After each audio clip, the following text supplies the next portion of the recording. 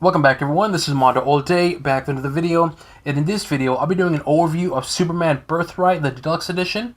I'll be talking about a little bit of the story, the art, and of course if it's worth the purchase or not. Before we get started, make sure you hit the subscribe button to not support channel, but to keep up to date and watch videos like this.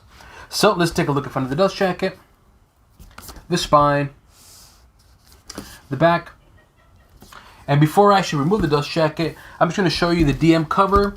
So you don't know what DM stands for. It's an acronym for direct market. So they're both identical in terms of internally in the story, but just the covers are different. So this is the front of the cover, the spine, and the back of the cover. Just showing you guys. But again, I want to clarify. In terms of what's inside, it's all the same thing. It's just that the cover art is different. So there you go. Now we can take a look at what's underneath the dust jacket. All right. Alright, front of the book, the spine, the back, and I'll show you a full spread image of it, which looks really, really cool. I think it looks really cool. Alright, now let's take a look at the art. So what this book is about. So this book collects Superman Birthright 1 through 12, so it collects the whole entire story by Mark Waid. And essentially what it is, it's just a retelling of Superman's story, the origins of it, but in the perspective of Mark Waid. So, like I said, it's just a retelling. There is some changes to it, very minute changes to it, nothing too crazy or anything like that, so don't worry. It's not like Superman has gadgets or anything like that. There are some tweaks to it, but for the most part, it's just the origin story of Superman. And the story is basically about Clark Kent. It starts off with Clark Kent in another country, and he's trying to do good by being Clark Kent. And so he's trying to figure himself out, what's his purpose, like why does he have these superpowers? What's his purpose in life? Like there's got to be a reason why he has all these abilities, he can do all these amazing things, and he's trying to figure himself out, who he is as a person and what he's meant to do in life. So certain things happen in his country that unfortunately he has to reveal himself, not as Superman, but more of like some kind of superhuman. And so when that does happen, that motivates him to change. He says, you know what? I don't want to be no longer hidden. I don't want to hide anymore. I want to reveal myself to the world when it's needed. Whenever there's help needed, he wants to be there and save them and be a symbol of hope. Which again, I'm sure you heard it many times again. And so that's his motivation. He wants to make a change. So he decides to move to Metropolis. And again, you've heard this before. He gets a job at Daily Planet, meets Lois Lane, Jimmy Olsen, etc., etc., etc. But when all this is happening, something happens, a big incident, and Superman comes in. While he's investigating, in terms of Superman, he finds out that Lex Luthor is behind this incident. Now he wants to kind of have an interview with Lex Luthor and basically question him, why is he doing what he's doing and his purpose of it. And that is the plot of the story. This whole entire 12 issues. It's just Superman and Lex Luthor, and Superman trying to figure out why Lex Luthor is doing what he's doing, but more importantly, why does Lex Luthor hate everyone, and of course, Superman. Which again, I'm sure you heard this before. Like I said, it's an origins, but just by Mark Waid's version.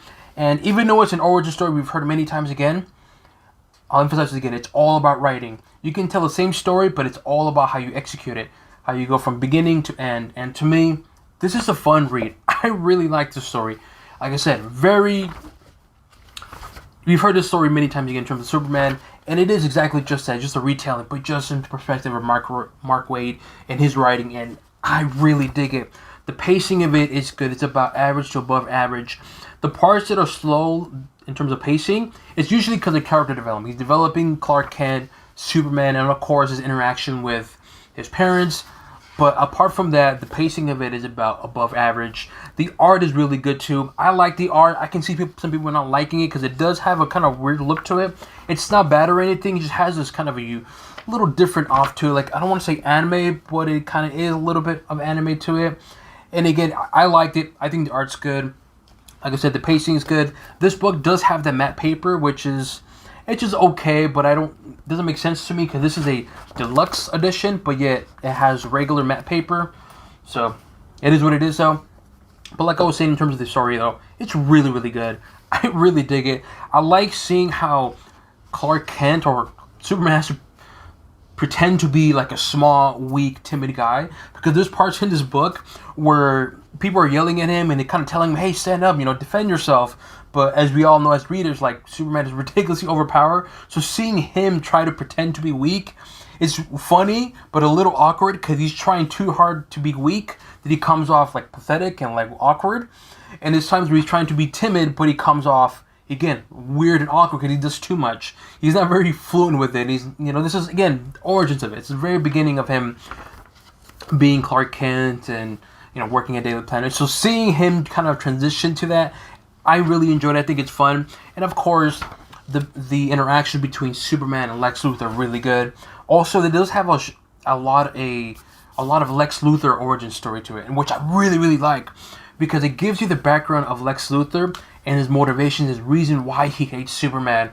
And reading this, I understand his motivation. Granted, it's a little weird and a little extreme, but I get it. And just seeing his origins, because they do a little twist on here, which I won't say, I don't want to spoil anything, but there's a bit of a twist between Superman and Lex Luthor, which I liked. Very subtle, but it's really, really good. And then really interesting because you want to see, okay, how is it possible that these individuals happen here, but yet no one can remember that? I know it's very vague, but if I say it, it's going to spoil it, but there is a bit of a change. And seeing that change really hooked me in even more because I want to see, okay, how can Lex Luthor pull this off? He's rich, he's a billionaire, he's ridiculously smart, right? Probably the smartest person in DC Universe. How is he's able to pull this off? And that to me is what hooked me in. Just seeing Lex Luthor and being manipulating just everyone and everything. And that's where really, really fun. Just seeing Lex Luthor and Superman go at one another. And I gotta say, man, I really dig this story. I think the story is good. The pacing, it's good. Like I said, it's above average. Between average, above average. The art's good. And I dig it, man. This is a really fun read. You do not have to have prior knowledge to it. So if you want to read a good Superman story from beginning to end, this is easily a thumbs up for me. I had a really good time with this story. Let me know what you guys think. Have you read this book? Do you plan on reading this book? Leave it in the comment section below. As always, make sure you hit the subscribe button to not support channel, but to keep up to date and watch videos like this.